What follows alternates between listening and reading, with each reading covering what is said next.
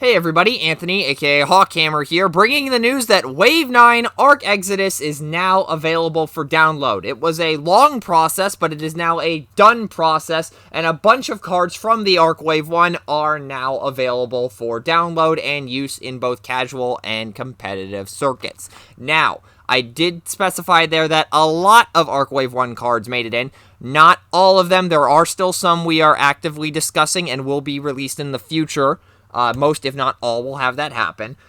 In terms of what is actually made it into the set, I will go over that in a moment, as well as all the balance changes from the original Arc 1 versions to the current Wave 9 versions. And this includes any changes I discussed in the Wave 9 beta announcement. I'm bringing those up again here, so that way all the changes are in one spot.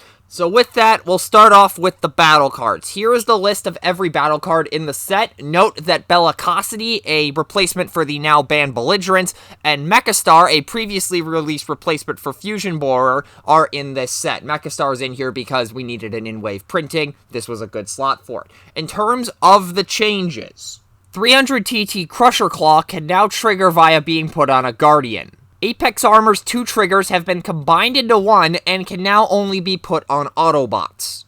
Beast Mode now functions similar to head-on collision in order to get the bold. Cloud Cover now specifies the damage must be moved from an enemy to trigger in order to prevent abuse cases from moving damage between your own characters. Crackback has been renamed to Cross Counter. Energon Sword is now Enhanced Cyberblade.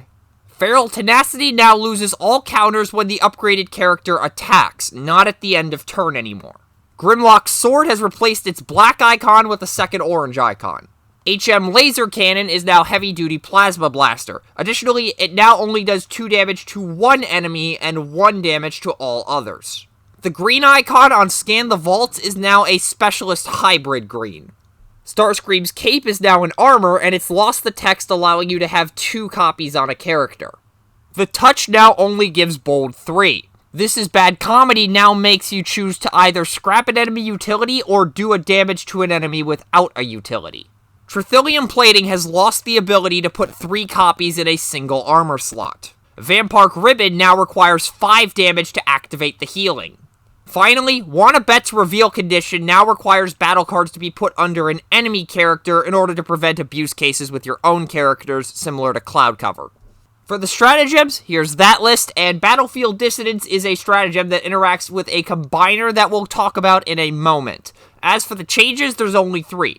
Arm the Lonely and Brothers in Armor no longer lose the health boost if you use the ability to recover a Battle Master, and Such Heroic Nonsense now gives Megatron plus 3 health.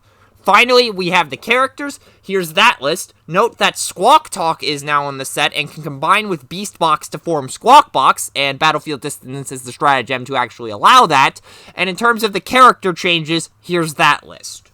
Cyclonus has lost a defense in bot mode, lost a health, is now a Unicronian and a Decepticon, and his bot mode can now only be used with Decepticon or Unicronian leaders.